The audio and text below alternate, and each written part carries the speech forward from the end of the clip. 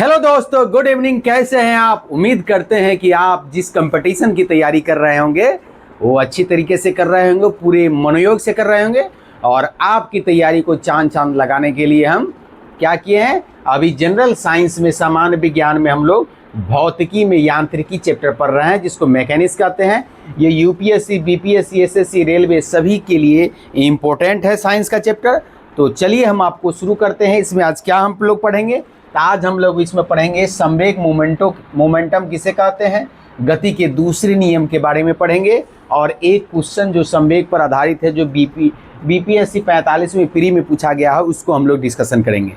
और इसके बाद हम लोग ऊर्जा संरक्षण का नियम जब पढ़ेंगे, तो ऊर्जा संरक्षण के नियम के बाद हम लोग क्या करेंगे, थोड़ा एमसीक्यू को डील करेंगे, जितना भी हम पढ़े हैं उसके आधार पर, यानी कि पूछे गए विभिन्न एग्जामों में। फिर हम लोग आगे की ओर थ्योरी पोर्शन की ओर चलेंगे। तो आज हमारे साथ बने रहिए। और आज तारीख है 18 और दिन है ट्यूसडे, मंगलवार का दिन है। तो चलिए हम शुरू करते हैं। संवेग किसे कहा जाता है? इसको इंग्लिश में हम लोग क्या कहते हैं, मोमेंटम कहा जाता है।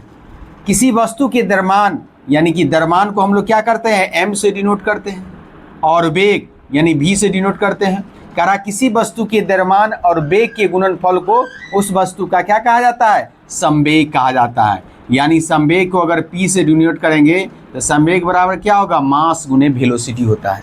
ये हमारा क्या कहलाता है, संवेग कहलाता है। यानी किसी भी वस्तु के द्रव्यमान और वेग के जो गुणनफल होता है उस वस्तु का संवेग कहलाता है। संवेग क्या है? संवेग एक सदिश राशि है, ये वेक्टर क्वांटिटी है। संवेग क्या है? एक वेक्टर क्वांटिटी है। और संवेग का एसआई मात्रा क्या होता है, केजी मीटर पर सेकेंड होता है। यानी ये क्या होगा, केजी हो गया, वेग का क्या होता है, मीटर पर सेकेंड, तो केजी मीटर पर सेकेंड इसका एसआई मात्रक होता है। और सदिश राशि को व्यक्त करने के लिए क्या करते हैं, अक्षर के ऊपर हम लोग तीर लगाते हैं इस तरह से।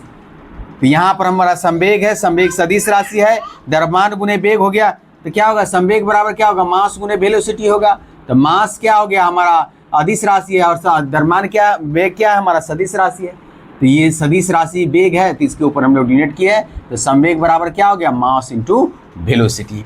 अब यहाँ इस जो फार्मूला निकला हुआ है, इसमें कुछ इंपॉर्टेंट निष्कर्ष निकल रहा है, उसको हम लोग समझते हैं। करा दो वस्तुओं का वेग समान हो, अगर इसका वेलोसिटी सेम हो, तो जो भारी वस्तु होगा, यानी जिस वस्तु का भार ज़्यादा होगा उसका संवेग अधिक होगा। यानी क्या करा, अगर दो वस्तु है और उसका वेलोसिटी समान है, तो जिस वस्तु का वजन ज़्यादा होगा, द्रव्यमान ज़्यादा होगा, उसका संवेग अधिक होगा। करा कि समान भारी वस्तु, अगर वस्तु दोनों समान वेट का होगा, जैसे मान लो ईबी 5 kg का, ईबी 5 kg का है, उस स्थिति में क्या होगा, जिसका वेग अधिक होगा, यानी जिसका वेलोसिटी अधिक होगा, उसका संवेग भी क्या होगा, अधिक होगा। यहाँ हम लोग क्या समझे, संवेग क्या होता है, संवेग हमारा मास एंड वेलोसिटी का प्रोडक्ट होता है, गुणनफल होता है।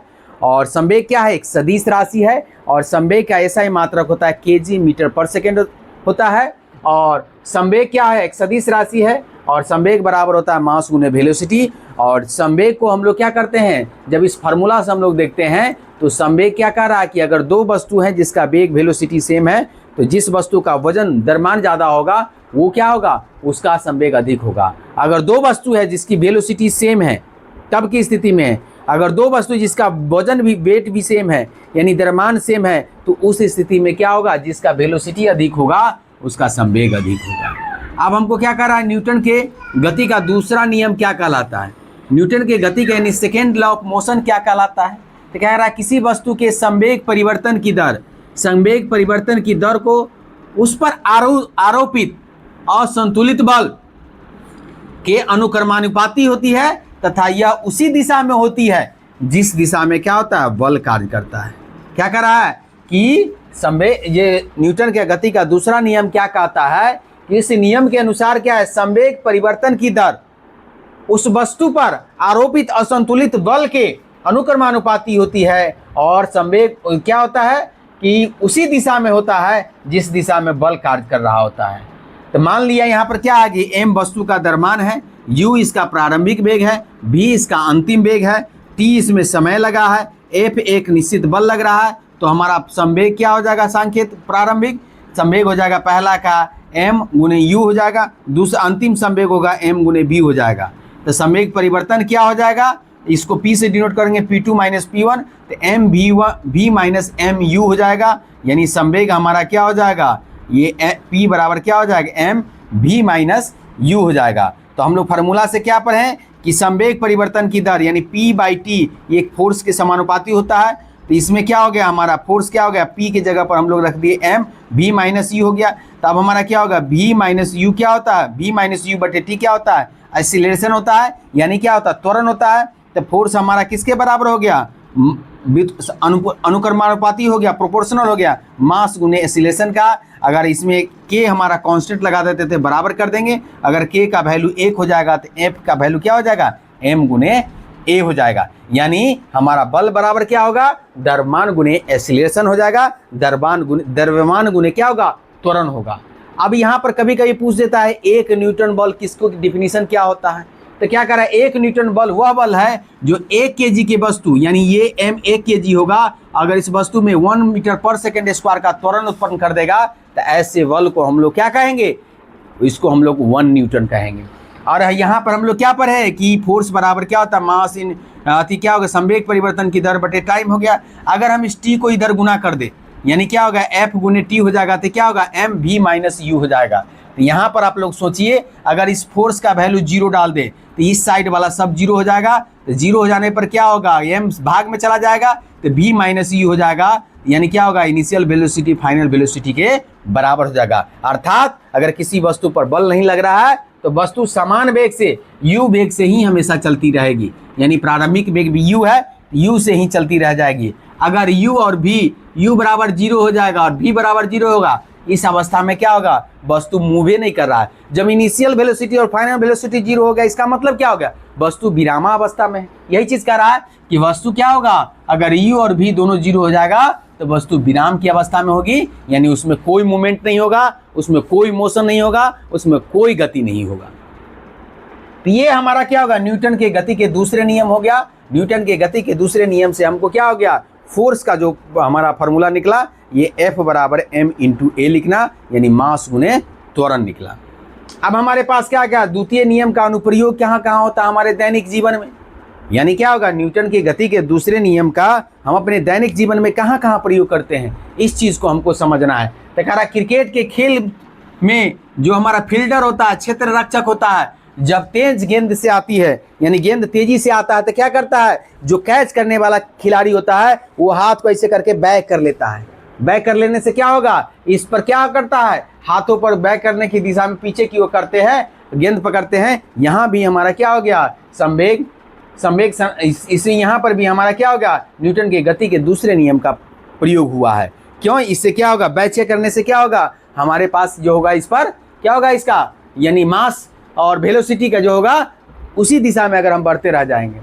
गाड़ियों को लगने वाले झटकों से बचने के लिए क्या होता है, गाड़ी में स्प्रिंग और शॉक एब्जॉर्बर लगाए जाते हैं ताकि इसमें क्या होगा, झटका महसूस नहीं हो। यदि हल्की और भारी दो गेंदे एक समान वेग से गतिशील होगा, यानी भारी चीज और हल्का चीज दोनों एक समान गतिशील होगा, तो हल्की गेंद को कैच करना क्या होगा, आसान होगा। हल्की गेंद को कैच करने पर क्या होगा, हमको चोट कम लगेगी। ये चीज इसमें कहना है। इसमें हमें क्या होगा, न्यूटन के गति के दूसरे नियम का प्रयोग हो गया। अब एक फार्मूला है, जो एक क्वेश्चन है जो बीपीएससी में पूछा गया है कि बल गुणनफल है किसके, तो बल बराबर हम लोग क्या पढ़े थे, बल बराबर अभी न्यूटन के गति नियम से पढ़े थे, मास गुने एक्सीलरेशन, और मास गुने त्वरण किस में दिया है, तो ये क्वेश्चन नंबर बी में दिया है। तो ये हमारा क्या हो जाएगा, आंसर हो जाएगा। तो साइंस में जो बीपीएससी में क्वेश्चन पूछा जाता है या किसी भी रेलवे में भी क्वेश्चन पूछा जाता है, वो हमारा थ्योरी पोर्शन मतलब ऑब्जेक्टिव टाइप का जो क्वेश्चन पूछा जाता है इजी होता है, बशर्ते अगर थ्योरी आपका अगर क्लियर है तो आप उसको बना सकते हैं और प्रैक्टिस करते हैं एमसीक्यू का। तो अभी हम इसमें थ्योरी पढ़ाएं और फिर हम लोग इसमें कुछ टॉपिक है उसको डिस्कशन करने के बाद हम लोग क्या करेंगे, एमसीक्यू को डील करेंगे। अभी हम लोग यहाँ तक पढ़े हैं न्यूटन के द्वितीय नियम तक। न्यूटन के द्वितीय नियम के बाद हम लोग पढ़ेंगे क्या, तृतीय नियम पढ़ेंगे, और तृतीय नियम पढ़ने के बाद हम लोग संवेग संरक्षण का नियम या ऊर्जा संरक्षण का नियम भी पढ़ेंगे, और इसके बाद हम लोग एमसीक्यू को डील करेंगे।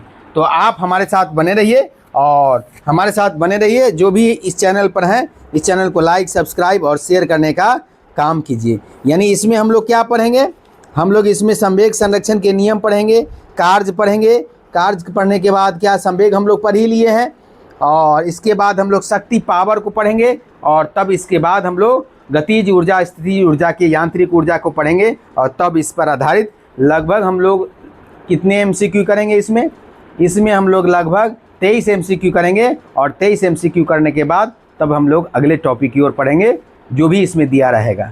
तो आज हम लोग एक क्वेश्चन कर लिए हैं उसमें का, और कुछ क्वेश्चन और बाकी है जिसको हम लोग करेंगे, और एक दो क्वेश्चन अभी हम दिखा देते हैं आपको। जैसे हम लोग क्या पढ़े हैं, संवेग संरक्षण का बल किसके गुणनफल के बराबर होता है, तो इसको हम लोग मिटाते हैं, और कुछ ऑब्जेक्टिव क्वेश्चन आपको हम बताते हैं जो अभी थ्योरी पढ़े हैं उसके हिसाब से क्या होगा। तो इसको मिटा दे, या नेक्स्ट डे ही उस क्वेश्चन को हम लोग करेंगे। थोड़ा सा अभी समय दीजिए और थ्योरी पोर्शन को कंप्लीट करने दीजिए, इसके बाद हम लोग MCQ पर डील करेंगे। तो आज तक इतना ही रखते हैं। जय हिंद, जय भारत।